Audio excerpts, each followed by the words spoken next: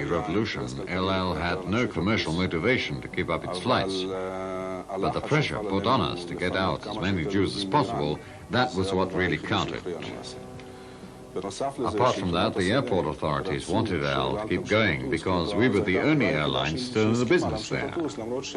Despite the fact that there was no traffic control, no control tower, nothing. Before any landing, we used to go out and take a look just to make sure the runway was free. Then we'd radio the pilot it was okay, and then he'd land. During the revolution, we had no fuel for vehicles, and that was a problem. The planes were fueled in Israel and had enough to get to Iran and back.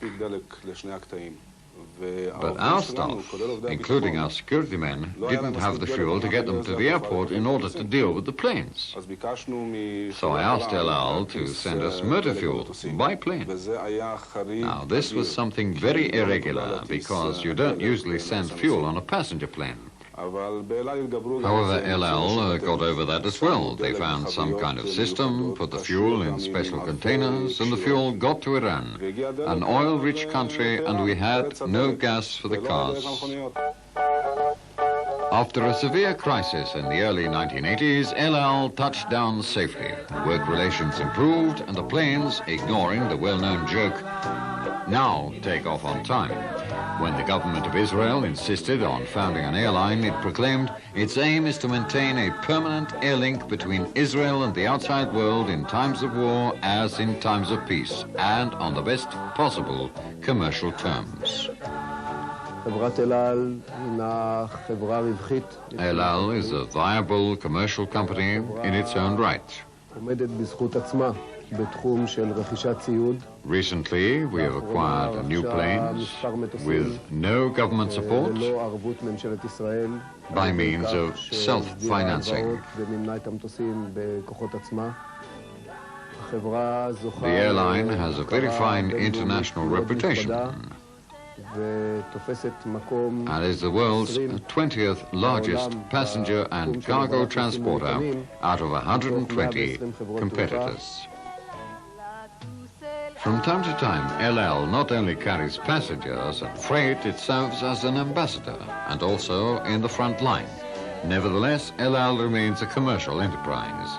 3,600 employees in scores of professions activate 18 state-of-the-art Boeing airliners.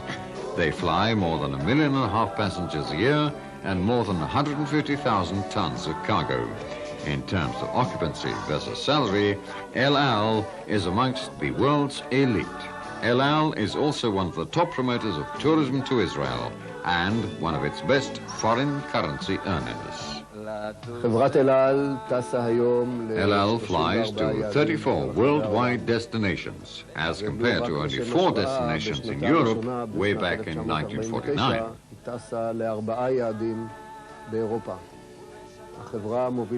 The airline carries 1.5 million passengers a year, 100 times as many as in its first year. The airline carries 200,000 tons of freight a year, which is 700 times as much as it did in the beginning.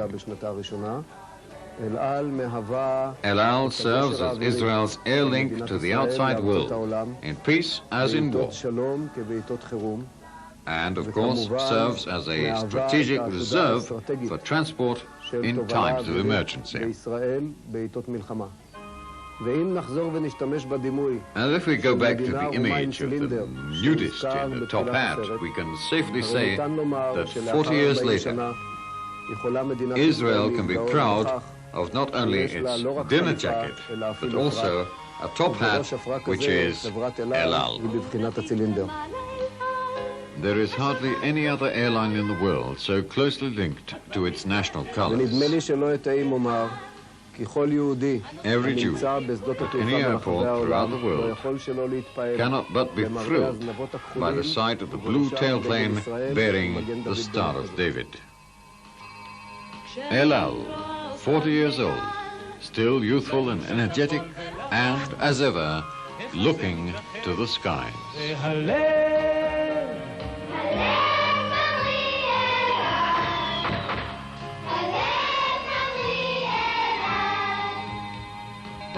Beat למעלה אל על, השמיים פתוחים לעולם. הקברניט והצוות שלנו אל על, הנוסעים מחייכים כולם.